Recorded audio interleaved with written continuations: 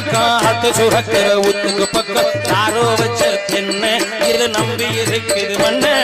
தானாக வளர்ந்த மரம் தானம்மா ஒரு தாயாரு தந்தையாரு கூட